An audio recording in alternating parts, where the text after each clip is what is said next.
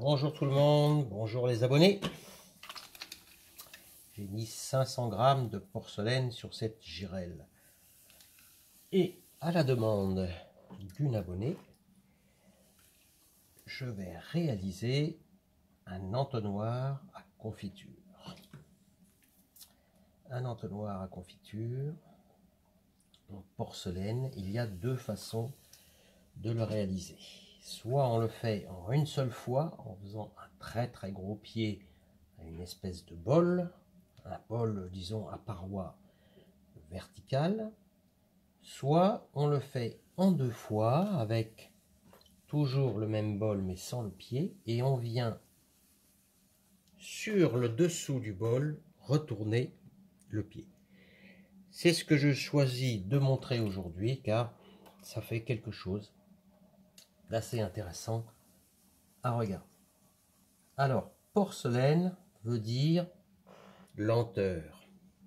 C'est vrai que j'ai quand même l'impression de me répéter énormément dans ces vidéos sur l'histoire de la vitesse et de la lenteur, mais je ne sais pas trop comment l'expliquer autrement. Si on fait de la porcelaine, il faudra avoir des gestes très précis, des gestes bien en place.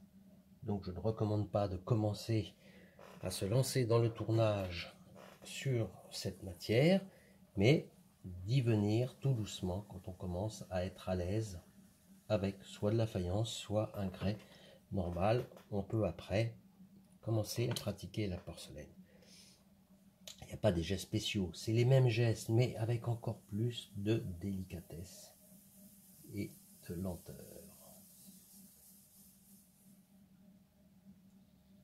Donc je me concentre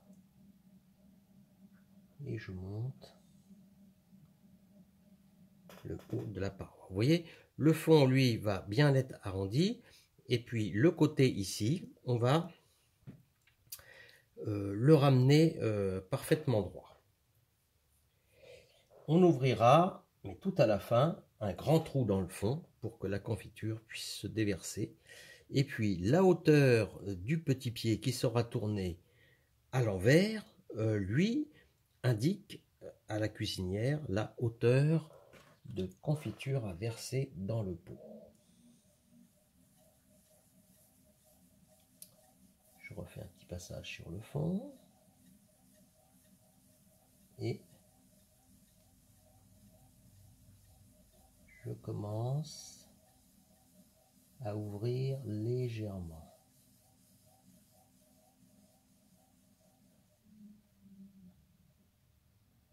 Alors il faut se méfier parce que la porcelaine,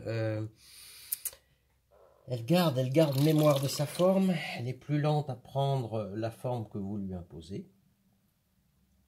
Et elle ne pardonne pas les irrégularités. Donc comme un bol, on ne tournasse pas l'intérieur, il vaut mieux bien s'y prendre tout de suite. Maintenant, il faut penser aussi que la porcelaine fait partie des terres qui se rétractent.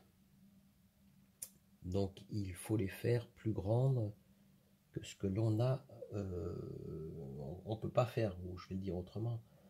La taille qu'on voit maintenant sera forcément rétrécie d'au moins, allez, on va dire dans les 12 voire 15% dans certains cas, dans certaines terres. Voilà, donc la partie ronde est en place. Maintenant, je recommande de tourner un petit peu épais. Ça ne veut pas dire que la pièce au final sera épaisse. Non, non, bien au contraire, elle peut être très fine. Alors on ne va pas pousser la plaisanterie à faire la méthode de Sèvres, où chaque bol qui est tourné à Sèvres fait au minimum 1 cm d'épaisseur. Et après, on arrive à les ramener à quelques millimètres au moment du tournassage. Non, on ne va pas faire ça. On n'est pas des puristes et on n'a pas ce niveau d'excellence demandé. Par contre, on va quand même tourner un peu plus épais et puis on rabotera au tournassage. Donc avec les steaks, je ramène le flanc un petit peu plus droit.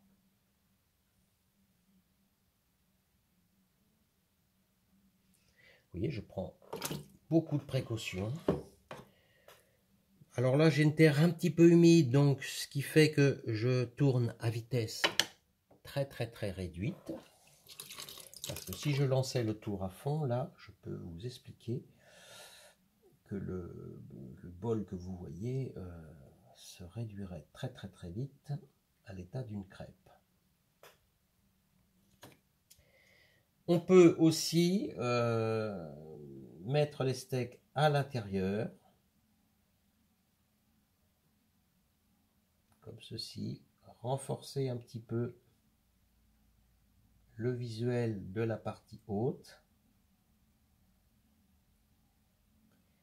Voilà, donc le plus possible droit sur les flancs. Et quand même le puits arrondi. Donc attention à cette marque, si on ne l'enlève pas par un moyen ou un autre, elle va subsister. Donc, je regarde si j'ai un petit outil à proximité pour aller racler un petit peu de matière.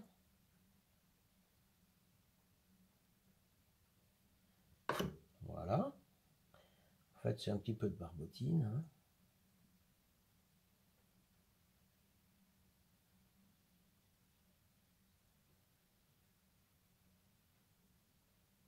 Voilà, j'enlève un petit peu de matière et bien sûr le petit coup d'éponge pour bien égaliser et ne pas faire trop de marques.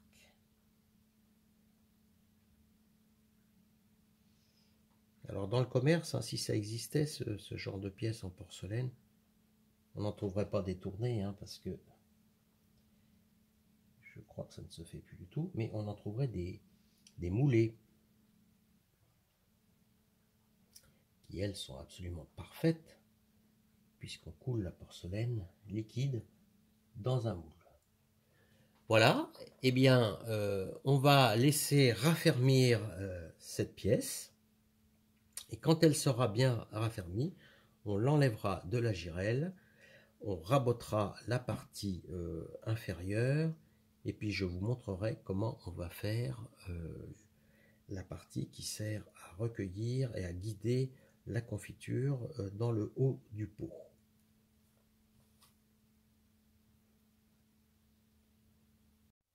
Alors voilà, 24 heures ont passé, on retrouve oh là là, notre petite pièce qui est déjà décollée, presque un peu sèche, mais ça va aller, ça va aller. Alors, maintenant, on va mettre cette pièce à l'envers et on va s'occuper de faire la partie vraiment entonnoir. Voilà, on va recentrer la pièce à la main.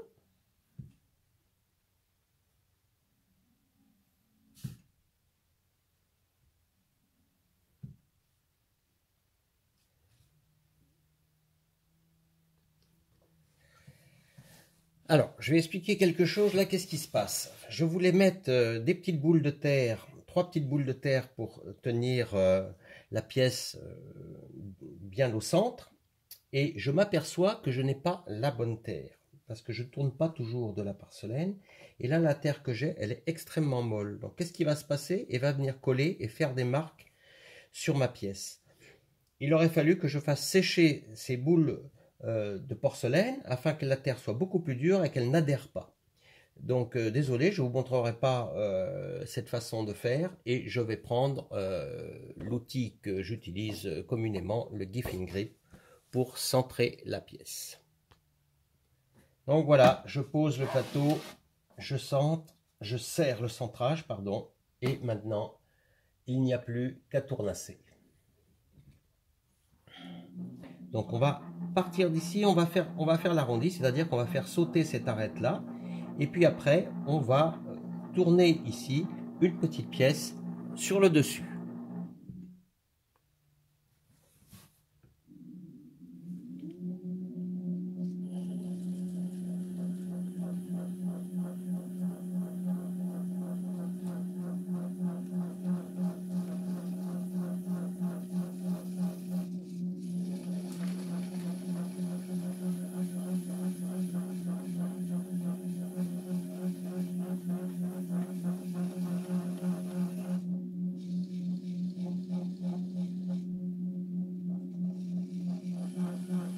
un petit creux au centre, ça permet d'avoir une place beaucoup plus stable pour le doigt de la main gauche.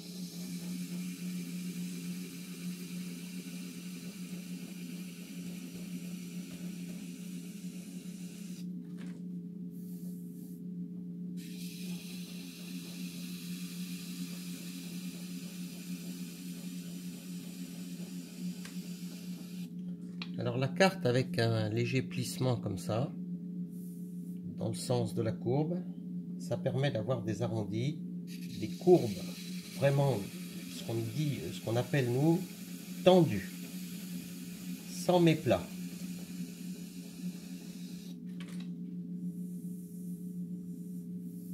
Alors les yeux ont parfois du mal à voir, mais les doigts, eux, sont encore plus sensibles. Je dis que les yeux ont du mal à voir parce que là c'est blanc, blanc avec l'éclairage blanc. On ne voit pas toujours les petits défauts. Par contre, là j'ai suspicion d'avoir un petit plat. Donc avec le doigt, je passe dessus et un petit coup de carte.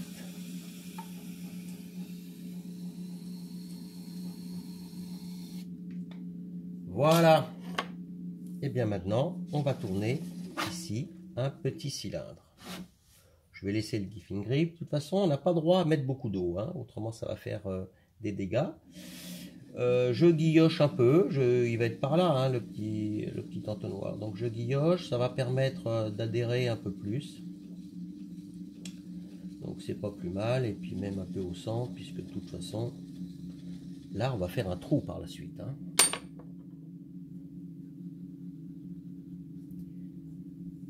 J'enlève les petites barbures.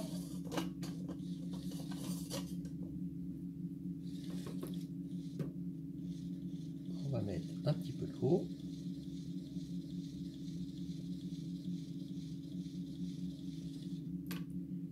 Et on va prendre un petit peu de porcelaine. On va prendre une petite boule.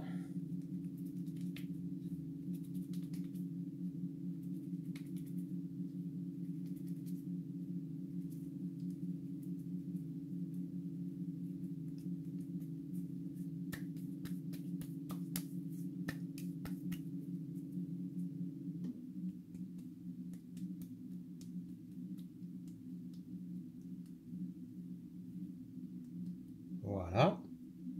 Alors, je me rends pas compte. Oh, je pense qu'il y en a un peu trop, hein, même beaucoup trop. Donc, j'en enlève, je recommence, je refais ma petite boule.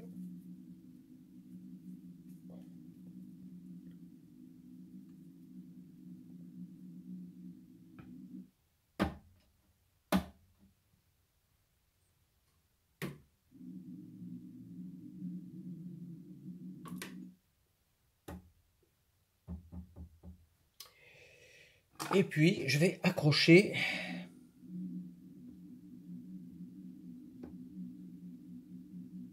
la terre.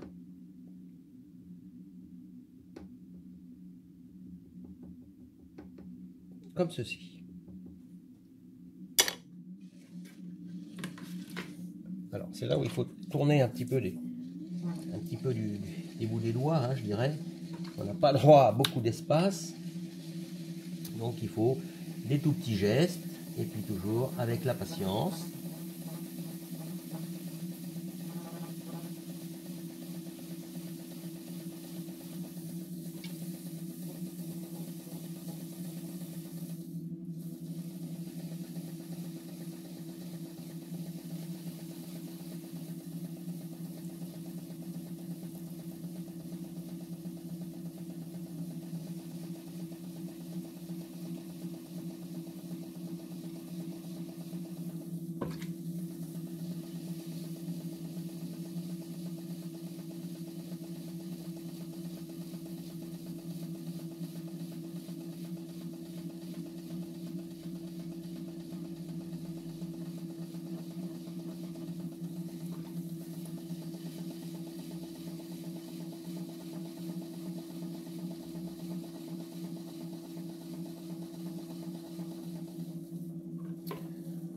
Là, je dirais tous les coups sont permis. Hein. Il faut, le but, c'est d'arriver à faire l'entonnoir. C'est bien sûr pas des gestes conventionnels puisque c'est une toute petite pièce, mais c'est assez amusant à faire. C'est un petit peu délicat. Ça chahute, mais on va enlever toutes les parties qui chahutent, donc pas de panique. Je vois qu'il y en a beaucoup trop de toute façon. Donc, pas de panique, ça va se faire. Voilà, la partie là, on l'enlève.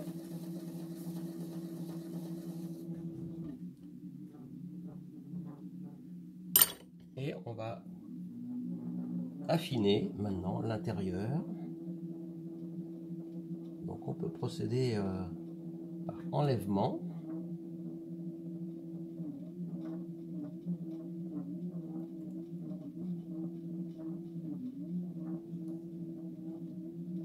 Voilà, là ça va être découpé.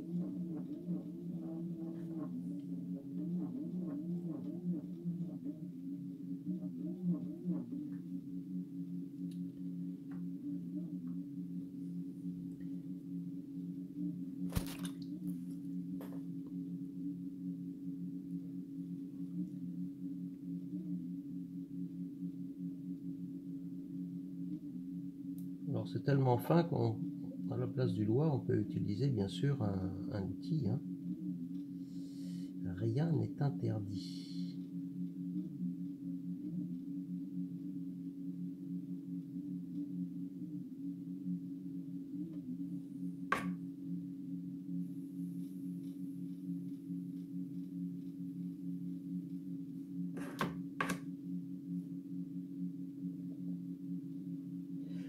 Voilà.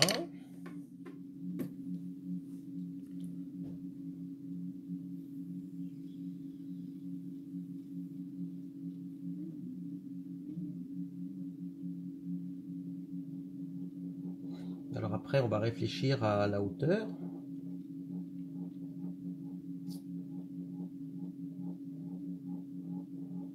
Là, vous voyez, c'est beaucoup trop haut parce que la confiture, ça ferait des pots à moitié plein, hein, cette affaire.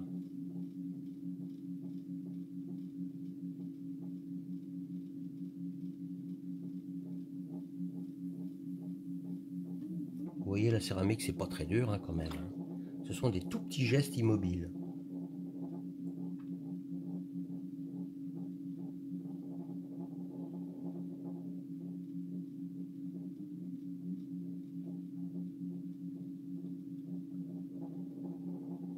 Bon. Alors, on réfléchit. Le pot à confiture va venir ici. Si on le remplit et qu'on voit le volume, moi je pense que ça c'est beaucoup trop long. Donc on en enlève. Donc ici, voilà, à peu près,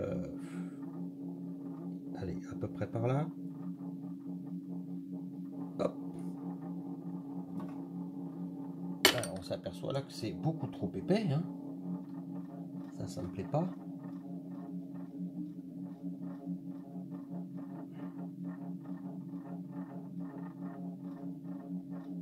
Alors je raffine. Et j'en enlève à nouveau. Il faut quand même qu'il y ait un certain esthétisme.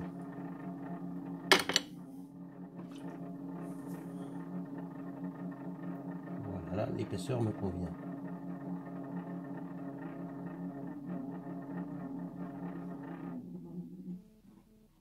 Je fais du bruit, là.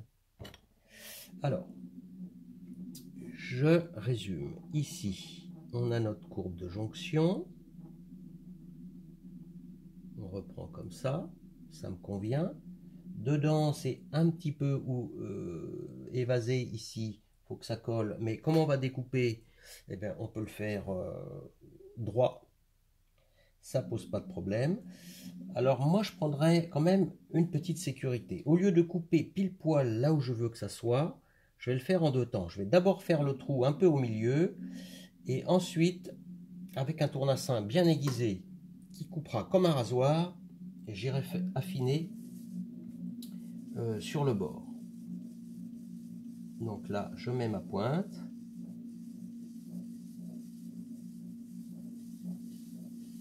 J'appuie et surtout j'attends.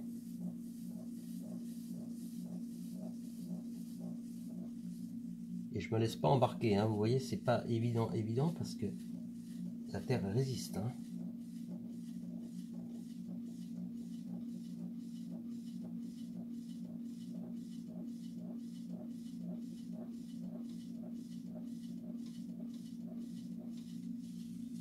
Ça essaie de m'embarquer, mais je relève la pointe à chaque fois.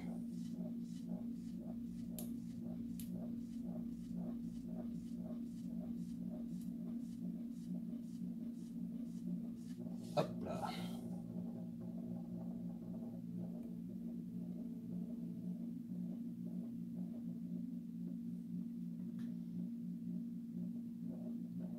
Pas se décourager, faut attendre. Hop là.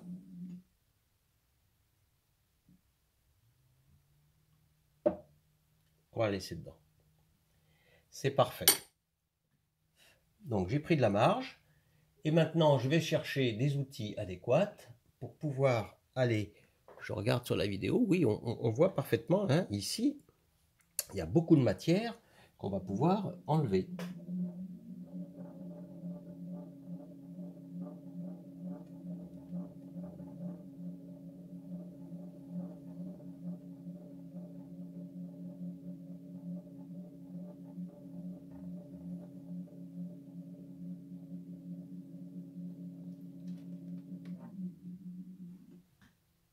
Attention à ça a déformé un petit peu. Donc ça, voilà, ça c'est pas très bon. Ça serait à refaire, j'attendrai, je le ferai quand ça serait raffermi, hein. Donc là je vais redresser. J'ai quelques copeaux à l'intérieur qu'il faudra enlever tout à l'heure. Je refais une passe à l'intérieur, mais après je vais attendre.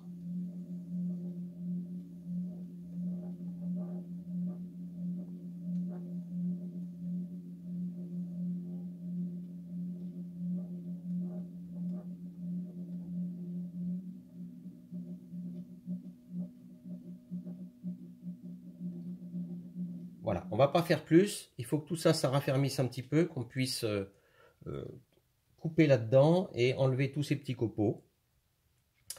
Donc la suite un peu plus tard. Voilà, la nuit est passée, la pièce est maintenant beaucoup plus sèche et ça va être beaucoup plus facile de travailler le tournassage. Donc on met cette partie plate et avec divers outils, et là c'est vrai qu'il faut en avoir beaucoup pour des cas comme ça, on va faire l'intérieur, enlever les petites irrégularités.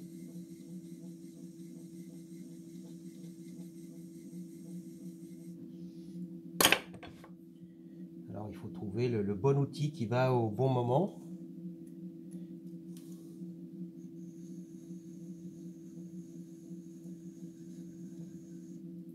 Et on pourra traiter en dernier la partie intérieure.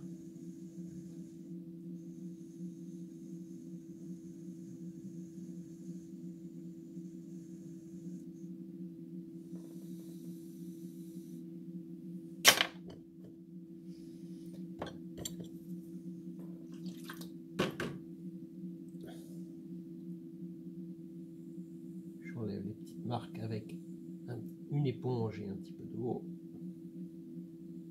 pour avoir une bonne finition. N'oublie pas de raffermir avec une pierre les angles à vif.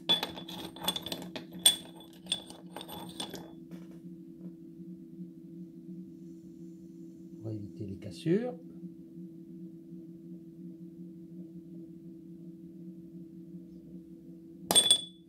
Et maintenant, on va traiter la partie interne. Voilà, j'ai retourné la pièce, j'ai mis les petits réhausseurs du centreur en position moyenne pour pouvoir tenir la pièce un petit peu en suspension. Vous voyez, elle ne touche pas dessous. Donc qu'est-ce qu'il faut faire maintenant ici? Eh bien, vous voyez cette partie qui est à angle droit, qui est celle qu'on a découpée. Il va falloir l'arrondir pour que ça soit très fonctionnel. Hein. Donc on regarde un petit peu avant l'épaisseur, parce qu'il va falloir en enlever, mais ne pas percer.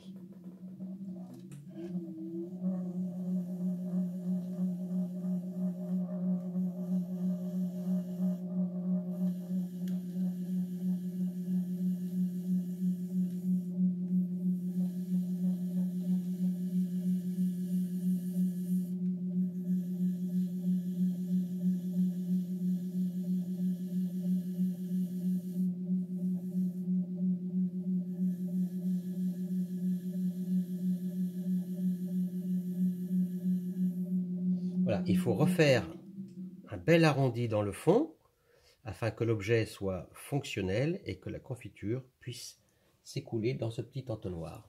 Si vous voyez des petites marques noires comme ça sur la porcelaine, ça veut dire que vous ne vous en servez pas assez souvent, que le pain est un petit peu vieilli, il y a des micro-organismes qui se sont développés. Mais rassurez-vous, cela n'aura aucune incidence sur le produit fini et dès la première cuisson, la porcelaine retrouvera toute sa blancheur.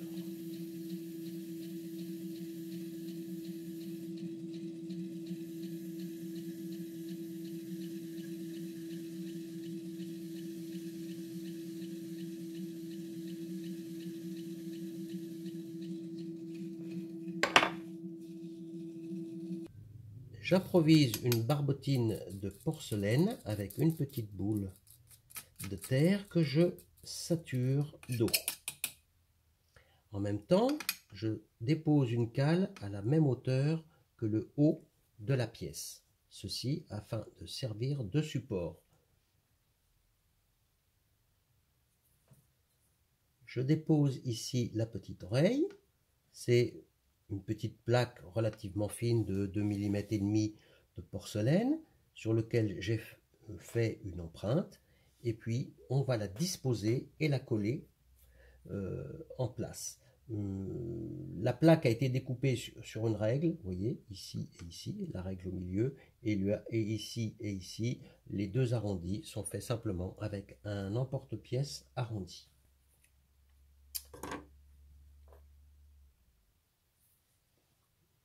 Je guilloche l'intérieur, des petites rainures qui vont servir à bien faire prendre la barbotine à l'intérieur des rayures sur la pièce. En déplaçant la petite oreille, je m'aperçois qu'à mon goût, c'est trop long. Cette partie intérieure va être trop profonde et trop longue. Donc ceci ne pose pas de problème particulier. On va recouper la partie qui me semble beaucoup trop importante.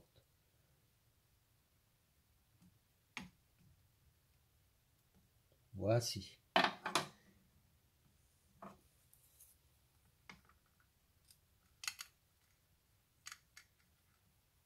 Puis je déplace doucement la petite oreille. Je m'assure que cette fois-ci la partie externe va être correcte. Alors bien sûr la forme pourrait être retouchée, hein. Ça c'est vraiment pas le problème. Donc là ça commence à me plaire. Donc maintenant qu'est-ce que je fais? Je dépose la colle.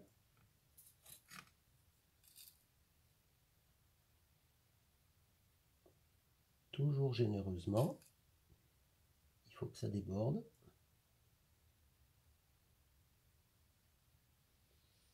J'en mets pas de ce côté-là parce que ma petite pièce, ma petite anse est vraiment très humide. Et maintenant, sans déformer les motifs, c'est peut-être ça le plus dur, on va rabattre la partie interne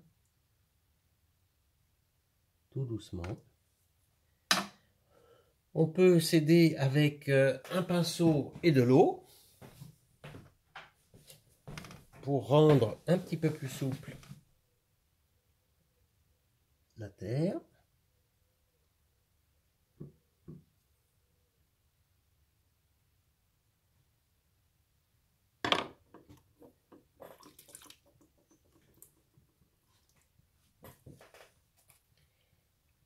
peut utiliser une petite éponge pour faire le rabat, pour ne pas abîmer le motif. Alors, s'il y a des petites fêlures qui arrivent au moment de cette opération, c'est pas très grave, on va les combler par la suite avec un petit peu de barbotine.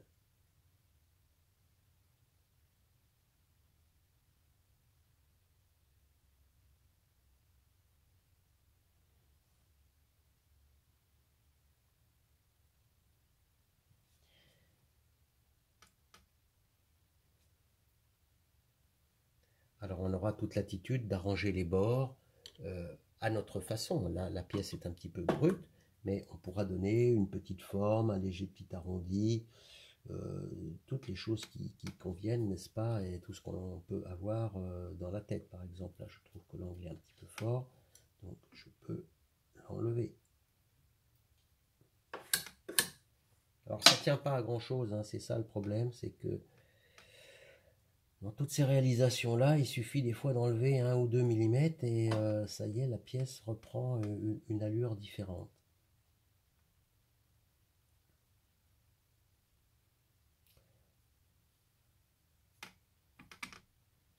Bien, voilà, vous avez vu pour coller la petite oreille.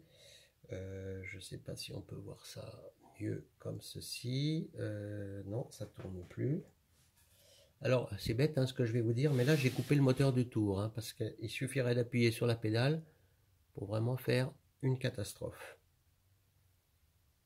Voilà, vous voyez la petite oreille qui est prise maintenant à l'intérieur, ici.